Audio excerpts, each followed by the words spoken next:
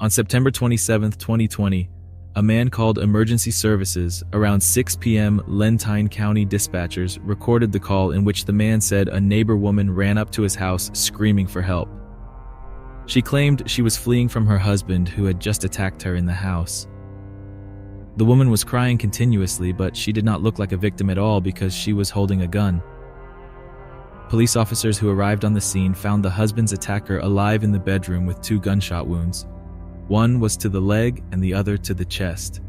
The bullet also grazed the right arm. 2 more bullets were found in the wall, as well as 4 shell casings from a .45 caliber pistol were near the injured man. The victim was taken to a local hospital where he died of his injuries an hour later. Police officers thoroughly examined the scene of the tragedy and interviewed the woman, but she did not make contact with law enforcement. She was not arrested that night, and detectives began investigating her claim of self-defense.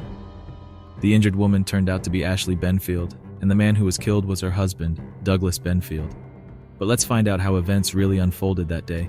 And could Ashley really have saved herself only by shooting her husband? Our story begins in sunny Florida in August 2016. Ashley Bures and Douglas Benfield met at a Republican fundraising event in Palm Beach.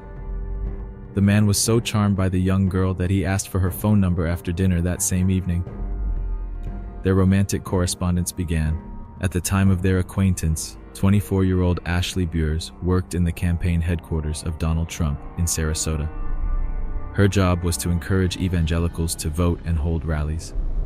In addition to her political activities, Ashley was also an aspiring model and dancer with the Maryland Youth Ballet, where she occasionally performed. However, Ashley dreamed of becoming a famous ballerina and starting her own ballet company. Douglas Benfield was 30 years older than Ashley.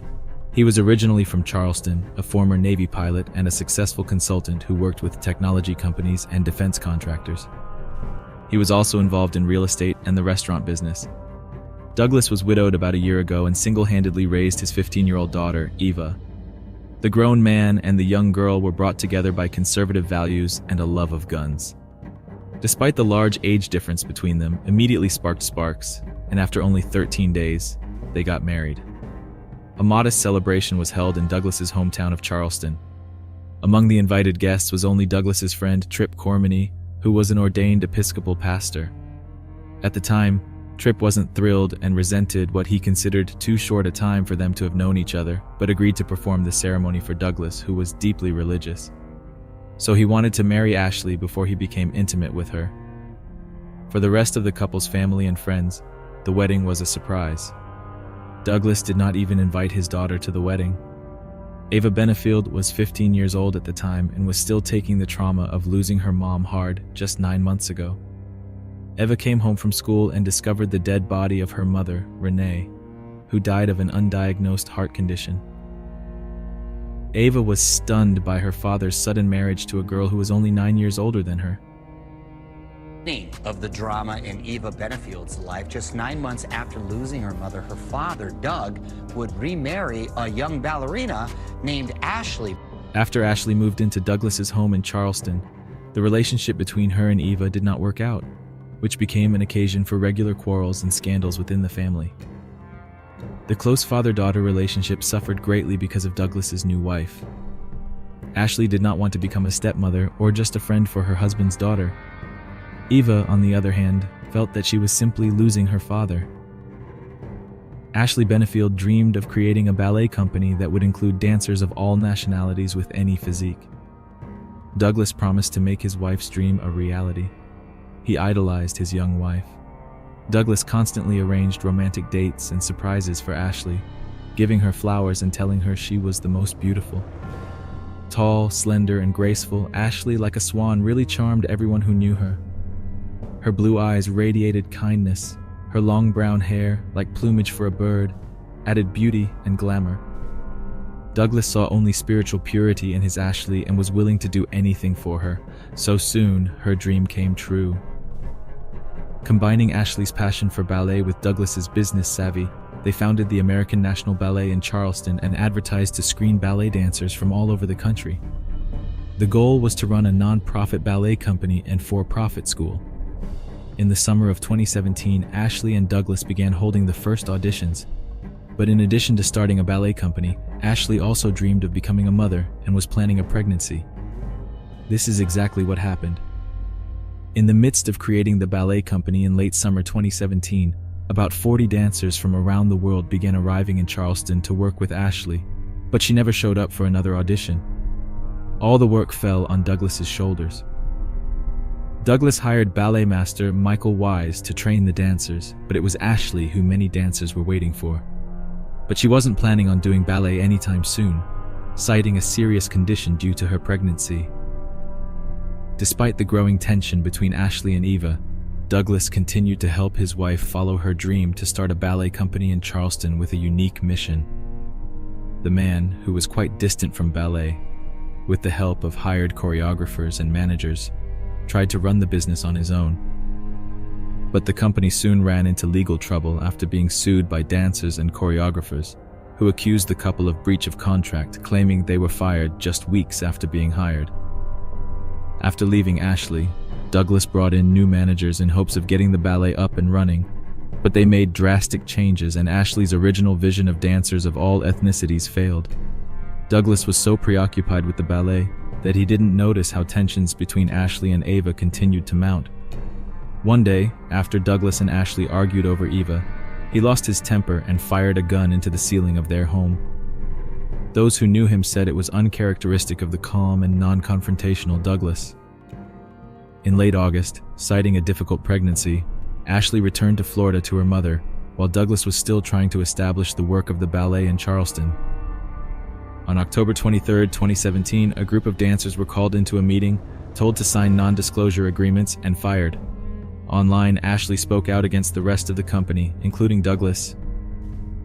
"The new management has destroyed everything we've worked so hard for, and I cannot stand behind them or their actions," she reported. A and B was created to be different from any other dance company and should have set a new standard in how it treats its dancers. Everyone involved should be ashamed of how it was handled. It seemed as if a great idea had dissipated like smoke. A few months later, the American National Ballet was finished for good. At the conclusion of the ballet case, Douglas had lost over $100,000. His ballet nightmare was over. Douglas threw a farewell party for A and B as he had worked closely with many dancers for a long time. However, when he returned home, it was not his pregnant wife who was waiting for him, but a farewell note. In her 4-page letter, Ashley listed all of Douglas's shortcomings and called his attitude towards her position obsessive and controlling. She wrote that the incident where he fired a gun into the ceiling had made her fear for her life and the safety of her unborn child, so she had to leave him. His heart was broken, but as it later turned out, Ashley's note was only the beginning. The months that followed were even more difficult for Douglas, as he was faced with a blow from the man who was dear to him. In late November 2017, Douglas, still hoping for reconciliation, sent Ashley a birthday present. He knew how much his wife loved tea. He bought a beautiful teapot, cups and saucers, and specialty tea designed for pregnant women. Ashley accepted the gift, but she wasn't going to put up with it. Instead, she filed a series of charges against Douglas. Among them was poisoning her with her tea. Her claims were investigated, but nothing was found to substantiate such grave accusations. But Ashley didn't stop there and sent her hair to an independent lab for analysis to determine if she had been poisoned. The report stated that her hair contained higher than normal levels of aluminum, zinc, and other metals. 3 weeks before giving birth, without Douglas's knowledge, Ashley went into the hospital. She was at Tampa General Hospital. The woman was very frightened and claimed that the baby had been exposed to heavy metals in utero because her husband had poisoned her. Ashley went on to accuse Douglas of physical abuse without evidence. She also claimed that he held her captive in his Charleston home, even though Douglas was hundreds of miles away. She still claimed he was stalking her everywhere, starting in Florida. With no way to know if what Ashley told hospital staff was true, management took precautions for her safety and gave her a new name, Christina. 3 days later, doctors performed a C-section. The baby girl was healthy, but Ashley continued to worry that her baby had been poisoned. Douglas, however, wasn't ready to give up. He sent Ashley text after text, begging her to change her mind. After all, he believed he still had a family that he thought would be perfect, happy, and faithful. but it had fallen apart in the most questionable way. Ashley was in no mood to forgive Douglas, much less go back. She decided to go to the authorities and add a new batch of accusations in her husband's direction. She reported Douglas's mistreatment of his oldest daughter, Ava, and brought in Florida Child Protective Services to check it out. Ashley told police that Douglas had anger issues and told all about the day he fired a gun in the house. Investigators interviewed Eva, so also Douglas was interviewed, and that gun incident was investigated. But in the end, Douglas was exonerated. He was examined by a psychologist who did a full psychological evaluation, which showed that Douglas was perfectly fine and not dangerous. Ashley couldn't believe it, and once again wrote a long letter to Douglas. The lines at the end made it clear for him not to hit on her or try to stalk her, or it would end up with the police again. She didn't look like a person ready to resume a relationship. Another scathing note to Ashley: Douglas left no doubt about her feelings. In the summer of 2018, the poisoning allegations came to a head. When Ashley and Douglas met in a Bradenton courtroom, Douglas wanted to see his newborn daughter, while Ashley asked for a restraining order. But the judge was not convinced by 2 days of testimony and lab test results presented by Ashley. Judge Diane Moreland declared that there was not the slightest credible evidence that Miss Benefield had ever been poisoned or suffered from any illness caused by any poison. This ruling opened the door for Douglas to finally see his daughter. A few days later, he and Ashley met outside the sheriff's office so the father could see the child. To the surprise of those around them, Ashley was suddenly very cooperative. She then immediately went straight to Douglas, handed the baby over very cordially. She even offered to spend time with the three of them. For most of the next year, Douglas, Ashley, and their daughter seemed happy. Douglas even moved into a neighboring apartment in Florida so he wouldn't disturb Ashley's peace and still be close to them. But in August 2019, when he met Ashley to pick up his daughter, he was stunned to see an engagement ring on his wife's finger. He hired a private investigator to find out what was going on. The private investigator informed Douglas that Ashley was dating another man. In November 2019, the man filed for divorce. Shortly afterward, Ashley began filing complaints against Douglas Benefield again. Ashley accused him of indecent behavior towards his young daughter. She accused him of a number of terrible things. Douglas adamantly denied harming his daughter, and authorities accepted the lack of evidence.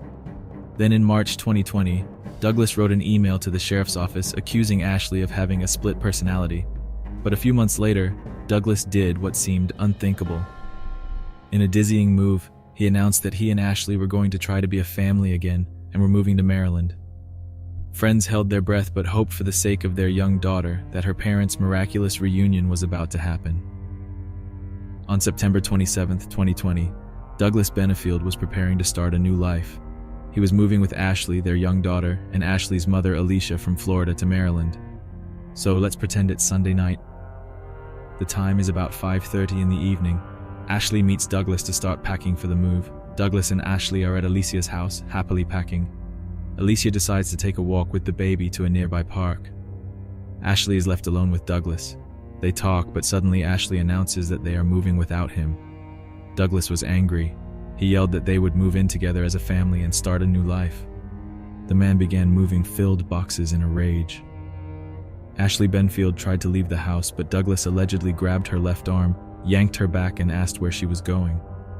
He threatened her with his index finger like a naughty child with the words, "You can't leave me." But for Ashley, it was enough to make her fear for her life once again. Ashley Benefield ran into her bedroom and grabbed the gun she legally owned. She pointed the gun at Douglas and ordered him to leave her alone and leave the house. Douglas did not stop and continued walking toward Ashley, hoping to calm her down. As he continued toward her, she began shooting. Ashley saw Douglas fall and his legs lift into the air as his feet slipped out from under him. He suddenly collapsed. The woman ran to the neighbor's house, screaming for help. Two neighbors on a dog walk saw her running outside with a gun, crying and screaming. However, only Ashley knows exactly what really happened that night in the house, but she has not made any statements. 5 weeks after the shooting, Ashley was arrested and charged with second-degree murder. She pleaded not guilty and was released on bail after spending about 2 weeks in jail. Ashley began cooperating with authorities on November 4, 2020. At that time, she was formally arrested and charged with second-degree murder. She is currently being held without bail, pending a future court date in February 2023. Ashley Benfield's defense filed a motion to dismiss the case, arguing that she shot her husband in self-defense. The 105-page motion outlines her side of the story, explaining what led to the fatal shooting. Ashley Benfield's attorney, Neil Taylor, said the motion is, in part, their attempt to shed light on her side of the story. In the motion to dismiss, Ashley Benfield's attorneys added evidence, documents, and photos to support their case. These include photos of Douglas Benfield that show his impeccable physique and strength, as well as a cut on the side of Ashley Benfield's body that she allegedly received from a moving box that Douglas was moving in her direction. Another photo showed Ashley Benfield with a black eye. The defense claims the photos of her injuries were taken the day of the shooting. Defense attorneys have tried every way they can to implicate Douglas of cruelty and uncontrolled aggression, adding to the case with the long-standing admission that he punched their dog and punched a hole in the wall. In July 2018, he allegedly admitted to pulling a gun out of his sleeve and shooting at the ceiling, even throwing the gun at a wall in an attempt to silence Ashley Benfield during an argument. During the initial hearing, Assistant State's Attorneys Suzanne O'Donnell and Rebecca Friel, as well as Ashley Benfield's attorney Neil Taylor, argued whether Ashley Benfield's actions the night she fired a gun at Doug Benfield were self-defense. A Lanton County judge denied a motion to dismiss the case against Ashley, who was accused of killing her ex-husband. Nearly 2 months after she appeared in court for a hearing, Circuit Court Judge Stephen White said the totality of the evidence presented during the hearing showed that the state proved that the killing of Douglas Benfield was not a single act of necessary self-defense, but instead was the culmination of a long, concerted effort by Ashley Benfield. The ruling rejected the defense's version of what happened and agreed with the state that probable cause existed to continue the case. The competent and substantial evidence presented by the state clearly and convincingly demonstrates that the defendant is not entitled to judicial immunity from prosecution because she was not justified in using deadly force against the victim on September 27, 2020, Judge White wrote in the ruling. So, Ashley Benfield was denied dismissal of the case and immunity. The evidence presented in court was not enough to convince the prosecutor and the court to shoot. Court documents state that on that fateful day of September 27, 2020, Douglas Benfield went to visit his child at the Lakewood Ranch home where the suspect was staying with her mother. An argument ensued, resulting in him being shot. He later died from his injuries at a local hospital. Ashley Benfield claimed Douglas grabbed her and began hitting her when she tried to leave. Authorities' affidavit states that based on the entry wounds on Douglas's body, he was not facing Ashley when she began shooting. He also did not take any defensive position. Douglas was not found to have any weapon on or near him. But as detectives investigated, Ashley's claim of self-defense became problematic. Apparently, the man didn't even expect his beloved wife to shoot him. Ashley Benfield insists she is innocent and awaits trial. She has not yet pleaded guilty. To date, there are many unanswered questions surrounding Douglas and Ashley's marriage. All we know is that, by her own admission, she did shoot her husband and caused his death. Is it possible that Ashley was really afraid of Douglas and was prepared to defend herself at any time of the day or night? Of course, she could have been afraid of him. Fear is one of the strongest human emotions that is easily controlled and manipulated, but it's impossible to be afraid of something that isn't there. Ashley had lived in an invented fear for years and constantly expected to be attacked. She killed her husband for threatening her with a finger in her face. It sounds very much like paranoia. When, along with the poisoning complaints, it was worth having not only Douglas, but Ashley checked out by a psychologist. It's hard to know if Ashley was a victim or a skillful manipulator. In the end, Ashley was charged with second-degree murder and is currently still awaiting trial. Florida's Stand Your Ground law allows a person to use or threaten to use deadly force against another person if they reasonably believe they need to defend themselves from an immediate threat and they have no need to retreat. This means that if a person in Florida believes that he or she is in serious danger of being injured or killed and is not engaged in criminal activity, he or she has the right to defend himself or herself. Unlike traditional self-defense laws, a person must not try to get away from an attacker first.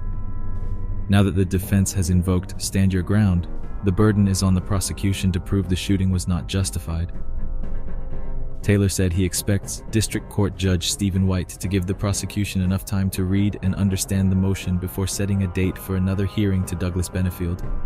Ashley was that innocent, pure white swan, the epitome of gentleness and purity.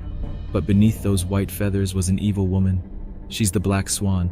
Thanks for watching, guys. Subscribe to my channel. There are many shocking stories ahead of you.